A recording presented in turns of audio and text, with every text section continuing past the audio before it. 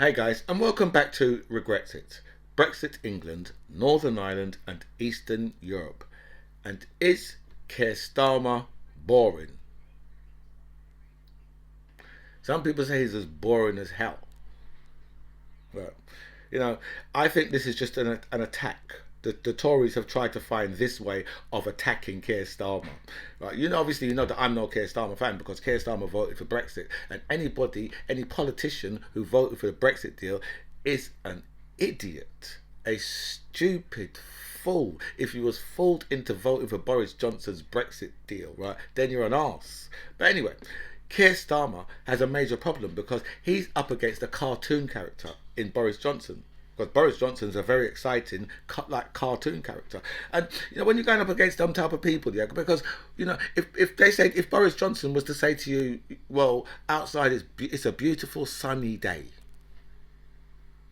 and then you go outside, right, and then you come back in, you're completely soaked, right, because you're wearing a Hawaiian shirt, chinos, all right, sandals with socks, right, and you're drenched from head to toe, right. Even the socks is wet, and I say that shit serves you right, because you know what?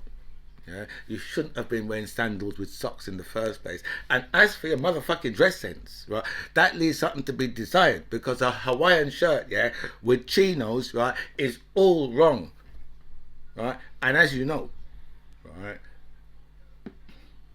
black men should never be seen in chinos unless you're Obama, right? Because Obama's the only black man who does look good in chinos. And I hear all you people saying, you know what? Yeah, he's half white. I say, shut up, right? He's black. He's a black man, okay? Because me personally, right, I don't believe in all this. I don't really believe in all this mixed race stuff. Them people is black. They say to the white people, you know what? We will take them. Don't worry about that. Don't worry about nothing. We're gonna take them, right? We'll take all of the mixed race people, right? Because they're our people anyway, right? Even if like your quarter, black people are like, no, no, no, no, no, no, no, no. Them people is ours. Don't matter, right? If you say, look how quick we just went with Meghan Markle, right? You can look at Meghan Markle. Right? Every black person in the world can look at Meghan Markle and go, she's black, really? Right? Yes, she's black, but she don't look black. But the minute we found out that she was black, that's it. She's ours. Simple as that. But in saying that, yeah, you guys can have. Let me think. You can have Tiger Woods. We can give the Caucasian Tiger Woods. But anyway, right. So so Keir Starmer is up against a cartoon character, right, in the start of Boris Johnson, because if Boris Johnson says to you, like, it's sunny outside and it's actually pissing down with rain, right, and it is actually pissing down with rain, and you go outside and get soaked, and you come back in, you're soaking wet, and Boris Johnson will just look at you and say, no, you're not. Say, but I'm fucking soaked from head to toe. He said, no, you're not. How can you go up against that?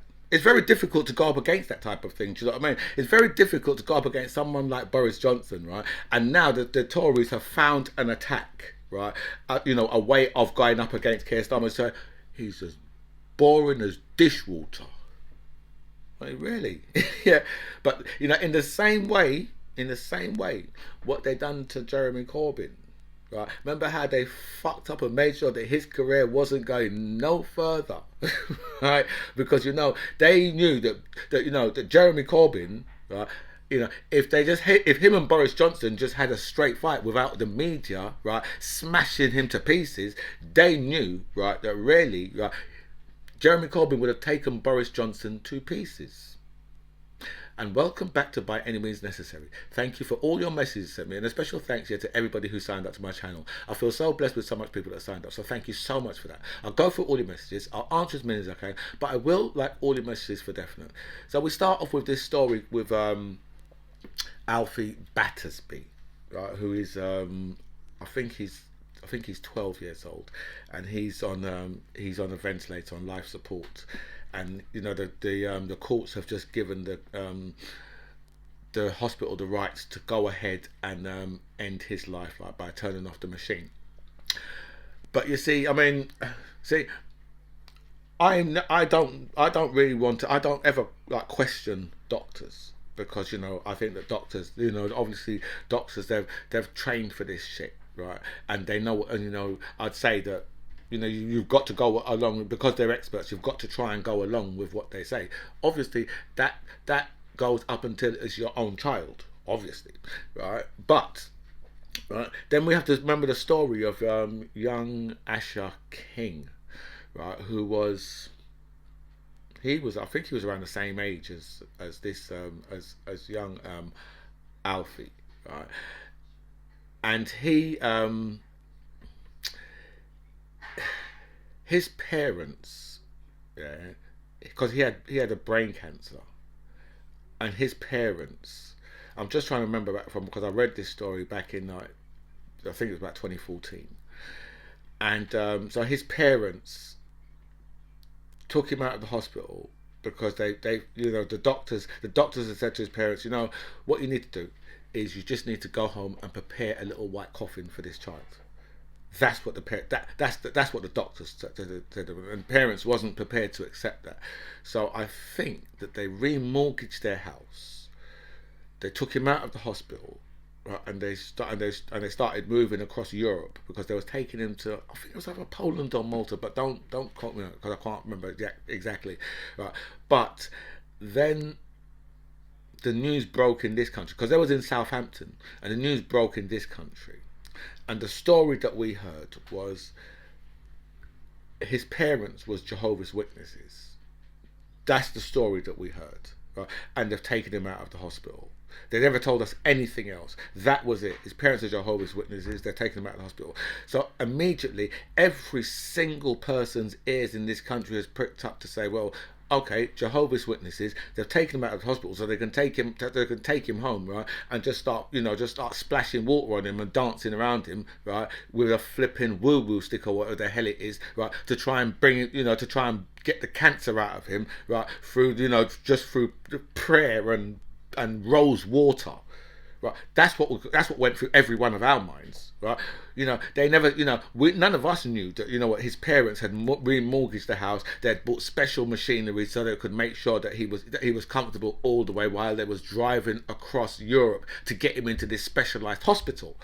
None of that was said. Right, and they must have told the doctors all of this, right? But the doctors now had so much egg on their face, and they couldn't believe, right, that these people had the gall to try and find out different treatments, right, and then find someone, right, in another country that says, you know what, bring the child to us, we'll look after the child, right, and we'll do our best to bring the child back, right. So then they found the parents, right, they found the parents, and they jailed the parents, and I think the kid was in hospital because they found him in Spain. I think the kid was in hospital, and must be in Spain, obviously with nobody there with him. So they must have somehow got him flown out to the hospital where the parents were trying to take him. Because obviously, once the story came out, everyone changed their mind and said, "Well, hold on a minute. What the fuck are you people doing? Why have you put out an international warrant for these people? So now they've been taken away from the child. The child's in hospital by himself, right? They're in prison in Spain. The child's brother, right, is in a hotel by himself, right? He started to hit social media and started to talk and started to tell exactly what was going on, right? And then from there, right, somehow the child got to the hospital where they were supposed to be taking him, and then about a year and a bit later, right, I can remember reading the story said that Asher, right, was fully clear of cancer. After our doctors over here said, you know what, just go and get a little white coffin for the little bastard, because he's a dead little motherfucker. Right, and now we've got little Archie Battersby. Right now, he's been on this ventilator for 8 weeks. Now they're saying that he's brain dead. That's what they're saying, right? He may well be, not, he may well be. We've got to go with what the doctor said. If they say he's brain dead, so I don't really see, any point in them, saying, well, we switch off the machine now. Give the woman some time on the ventilator to let her know to herself, well, he's dead, right? Because she just thinks it's too quick to turn off the ventilator now. So let her think, let her know. That's what they need to do. They need to make it so it's comfortable for her. Right. So if that takes 6 months or a year, it doesn't really matter. Just keep him there. Just keep him there, and and just let nature take its course. Because the woman will, if he is truly brain dead, then she will come to terms with that. But after 8 weeks, I can understand that there's no way that she can come to terms with it yet. Because 8 weeks ago, he was running around in her house. He's a 12-year-old. He was running around in her house making a fucking nuisance of himself. So, they just need to give the woman some more time. Do you know what I mean? Because, it's not as if to say that she can grab hold of him and take him out of the hospital, right, to go and take him somewhere else in the world. Because, if doctors over here say, someone's brain dead, right, then, there's no doctor anywhere in the world that can say to you, well, no, a brain dead person, I can do. Right, so unless we have a miracle, right? Because that's what the doctor's saying. It's going to take a miracle. But little Asher King, he got a miracle. So you just can't. You just have to have that compassion for the parents themselves. Do you know what I mean? Because the parents are going through the hardest time of their life, right? Because no parent should ever have to bury a child. And that's what you've got. That's what we've all got. Every one of us have just got to keep that in mind. That no parent should ever have to bury a child. And then we've got it's 5 years since Grenfell Tower, since the burning of Grenfell Tower. Right, it was allowed to happen after there was so much complaints and people was writing blogs about the state of the block of flats, and then the government and the local council still allowed it to happen, right? And 5 years later, and if you notice, nobody, right, there's been no criminal charges. The only criminal charges there's been against people who tried to defraud a little money out of the council, and they was probably people who was down on their luck and saw the opportunity, because it's probably homeless people who was down on their luck, saw the opportunity and thought, you know what, I could get myself a flat here, I could get a hotel room to live in for the next few months or whatever, right? All of those people, right, they just made sure they grabbed them up, and they've all been charged. But you know what? 72 people, right, can be burnt alive in a block of flats, and there's no criminal charges to anybody, right? Even though, right, even a corporate manslaughter charge, right? Because see what happens with these type of things, is they get the contract. So let's just say, for example, the contract's £12 million. Right. So they've got the contract, and then what you'll have is that company will say, well, we've got this contract, but you know what, Alan Smith company down the road, they could probably do it for 10. So they pass it on, subcontract it to Alan Smith company down the road, who can do it for 10. So now Alan Smith company, they're like, ooh, but this company's already, when they get the money, they've made 2 million, they just give that company 10.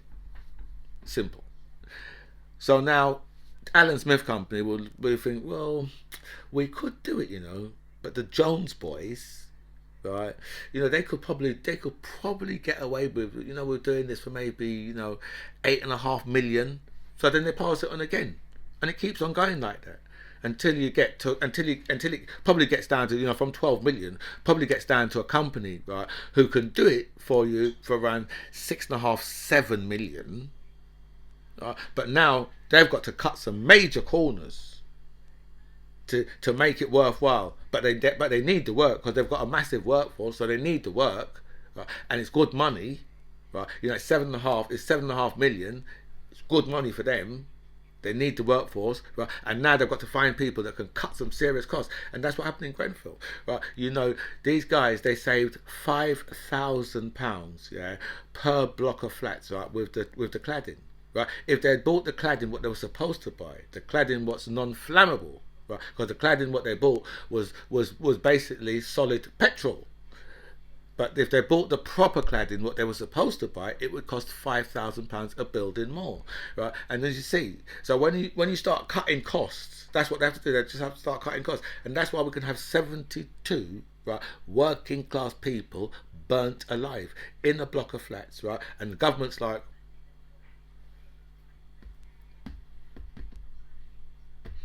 we will make sure that anybody who tries to defraud, the local council out of any money, will make sure that bitch ass is locked up. But what about the 72 dead? Well, it's just unfortunate. Shit happens.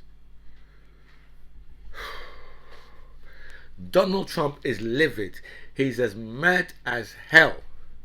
Right? Donald Trump is crazy mad at the moment in America. But you know something, yeah, I've had a, you know, I've had a Donald Trump supporter actually like, as you think, contact me, and I thought to myself, you know something, yeah, because I actually pity them people, because you know they're living, yeah, off the grid.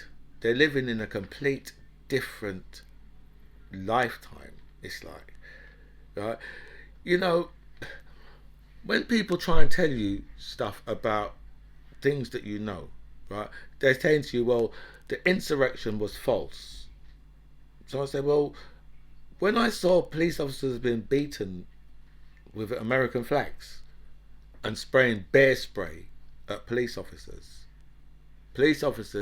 getting killed on the day, but protesters getting shot, right? Congress and the Senate, right, having to close up, right? People wanting to hang the vice president. I watched this live on the TV. I watched it myself. I know a lot of times, yeah, I tell you I was there supporting Black Lives Matter, right, but I was actually at home watching it on the TV. I watched it all live. I watched all of it. Very sad, I know, but I watched all of it. Right, and then for someone to contact me and say to me, the fake insurrection, I just think, well, I don't know. I just pity that. I just pity them. Do you know what I mean? For what must be going through their mind?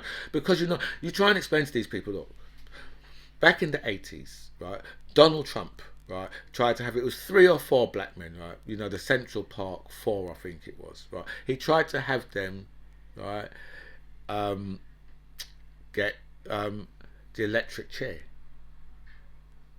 right, he tried to get them death penalty. He put it on the front pages, he put it, right, and you know, so I've read a lot of stuff about Donald Trump, right, you know, I don't get any nonsense from the BBC or ITV or Channel 4 or Sky or LBC. It doesn't, you know, none of those things can influence me, right? You know, the fact that Donald Trump and his dad, right, used to go to Ku Klux Klan rallies, right, or the fact that, you know, the state of New York had to, you know, had to take Donald Trump to court because he wouldn't rent his buildings to black people. But these people are living so far out of reality, just so far out of reality. It's all the Trump supporters. They're so far gone, right, that you think to yourself, these people are probably a danger to our society. Just with the way they think, they're just because they're all really crazy. These are some crazy motherfucking people. An elderly gentleman fell and hit his head, and they phoned for an ambulance, and they said, you've got a 21-hour wait. He phoned the next morning, right, and then a doctor come and saw him that afternoon. The doctor said, this man needs to go to casualty. Right, another 24 hours elapsed. Right, and then that next afternoon, right, 3 ambulances turned up at his house. Right, took him to the hospital. Right, sat in the ambulance outside for 8 hours, along with 22 other ambulances. And this is Brexit Britain. But I'm quite sure that you people knew exactly what you was voting for. Now you tell me, right, if ambulances are waiting outside casualty for 10, 12 hours, right, what the hell, right? Of course we're going to have 21-hour wait for an ambulance, right? You know, someone's having a heart attack or a motherfucking stroke, or some old motherfucker has fallen over and banged their fucking head, right? And it takes 48 hours for an ambulance to get to them.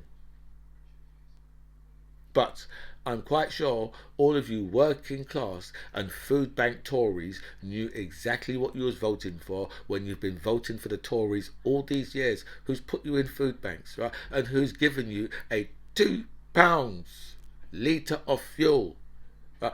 And electric and gas bills so high, right, that you don't need energy to run your house because your bills are so motherfucking high.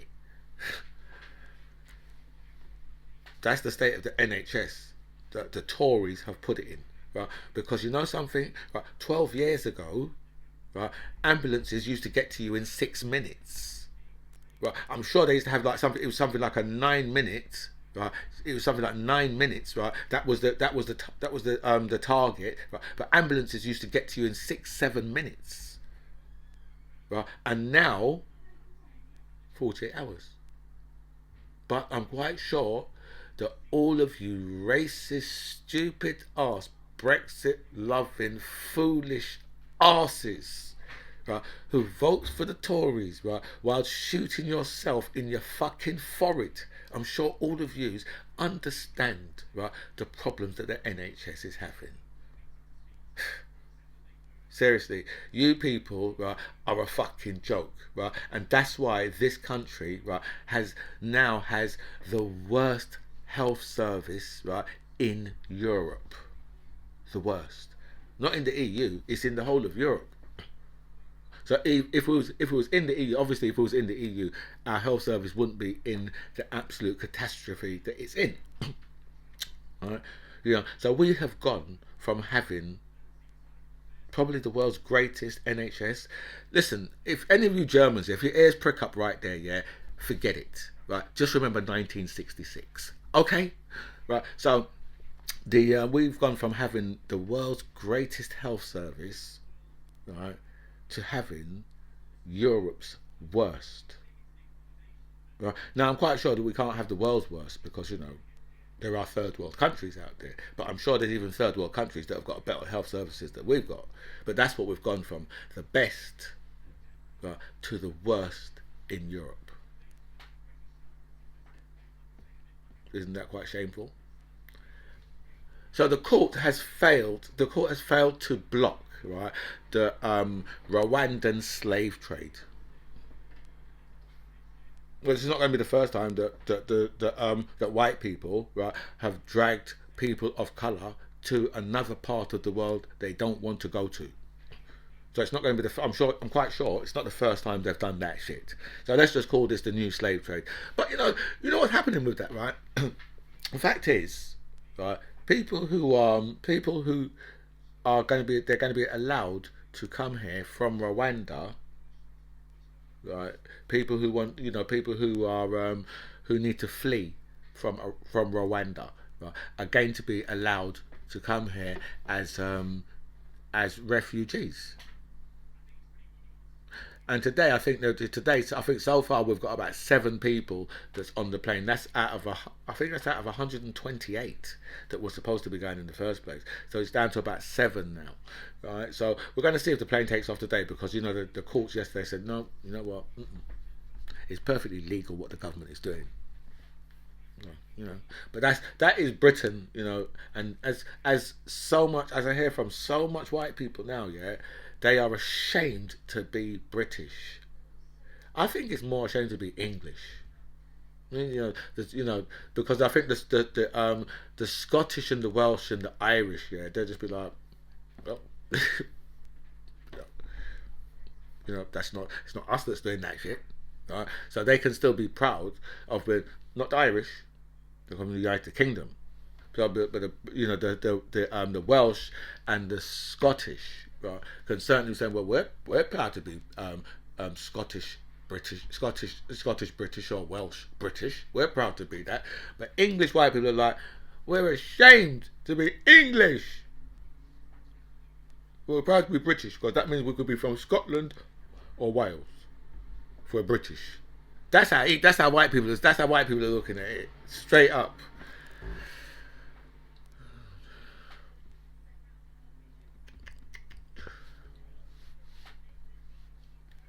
And a petty, small, little island. That's how Brexit Britain has been described by the EU. And the EU have said they will not reopen negotiations, right, on the Irish protocol. The deal is the deal, and the deal done. They say everything done. But you see, I don't see. The thing is, right, I don't understand, yeah, how people are even looking, right, and saying, well, yeah, well, they should look, come back to the table and renegotiate. Say, well, why would you sign a deal? Why would you sign a deal, right, knowing that, you know what, you can't you can't go through a disagreement. It's going to be devastating for your country. I mean, you know that you knew that it was going to be devastating for your country. I mean, because so many people told you, even the EU told you. The EU must have been looking at the things. See, the thing is, right? I blame the EU because the EU, right, must have been looking at the deal going. They're going to sign this. They're just annexing us island, on a normal basis, right? You have to have a war to annex, part of somebody's country. You need a war for that, right? To have a border, say, well, we're going to put a border in the middle of your fucking country, right? Because that's like, let me just think. That's like Iraq and Kuwait, same country, but just someone just went and put a border.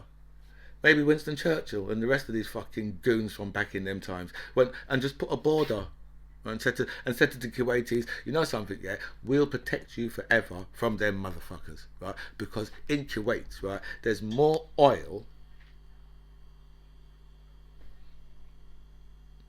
than a place with a large amount of oil.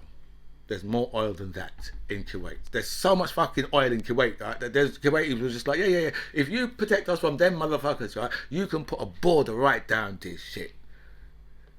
Right? Or if we look at, the Ukraine, right? Putin's trying to annex land from the Ukraine, right? And look what he's doing to annex the land. We was just like, well, EU, we are so racist and stupid that we will give you Ireland, we'll give you Northern Ireland, yeah, take that, gratis.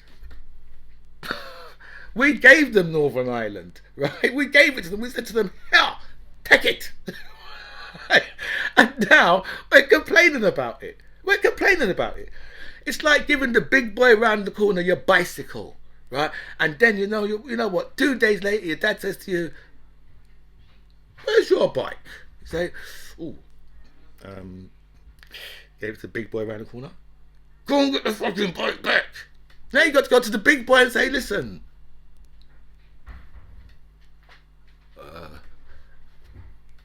need my bike back. And they're just like, what bike? There was no bike, I'm just going back home. You ain't gonna get the beating from your dad now. And say, no, I prefer to take that beating because I know that beating will end. Right? I don't want to go and get beaten from the big boy. No. Right? And that's what Britain have done. Britain have went and they've annexed the Northern Ireland themselves. Right? They've given it away. They've said, here, take it. If you want it, you can have it. Right? And now they're complaining about it.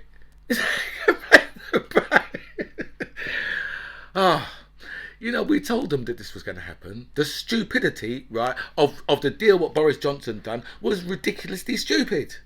And this, right, is your comeuppance for being so stupid. And now, what's happening now? So, Britain has been described as a petty little small island by the EU, right, and so called smiley, right? That's when a Jamaican does say that to you, you're smiley. They're not saying Somali, they're saying small islander, smiley. Right? And that's what we are. But people who look at us and look at smiley. What the hell, man? Seriously, what the fuck have we done? No, sorry, what the fuck have you done? Right? You're some crazy racist motherfuckers. You gave away Ireland and now you're complaining about it. Don't give shit away, right, if you still want it. If you right, you say, someone come up to you on the street and say, that money what you got, is that spare? Is that money spare? Say, yeah, it's spare. Oh, well, you don't want it, I'll have it. Then later on you say, well, no, the money wasn't actually spare because I needed it because, I have to pay for my house. No, mate, you told me it was spare money. Keeping it. So, this country is the world's biggest joke. It's an international joke, right? It's the joke of the universe. Aliens will be looking down and thinking, what the hell are these people doing? Right? We took a part of Saturn last week and we had to fight the fucking Saturnites for 15 motherfucking years. before we got that small piece of land. These motherfuckers said, "Oh, we'll sign that over to you because we're racist motherfucking trashy fools. So we'll sign that shit over to you." Really? And now you want to complain about it? Seriously, the EU have annexed Northern Ireland. Now you have to go for a trade war, right? If you start fucking right with the Irish Protocol. So what's being said? The EU said that trying to change the protocol will break international law. Boris Johnson will try to unilaterally change the Brexit protocol to do with Northern Ireland. The EU are poised to take legal action against the EU over the Irish protocol. Boris Johnson unveils plans to override the Northern Ireland Protocol. We have tried for 18 months, but now we must change the protocol, says Liz Truss. Bitter EU to take Britain to court over the Irish Protocol. Liz Truss' decision to change the part of the Irish Protocol is the right decision, says Liz Truss. You know, I sense there could be trouble ahead. Right? But, right, if you think that Britain can go to court, right, after they've signed the deal, because now they're going to go to, you know, because if the EU take them to court, because they're saying they're going to change it, Britain think they can change it. But now, if they go to court, right, and you've signed the contract, that's like you going to court and saying to the judge, "Well, Your Honour, I did sign a contract for the Bentley, right, and, you know, no, that's right, I didn't pay it." And the judge will say, "Well, why do you think, right, I shouldn't take the Bentley off of you today?" "Because we're British, and that's the reason why." And anyway, guys, I've been on for far too long, so I have to bow out of here, my friends. This, my friends, is By Any Means Necessary. I'm the MC John Ribbs. It was really nice to speak to you guys. Comments below.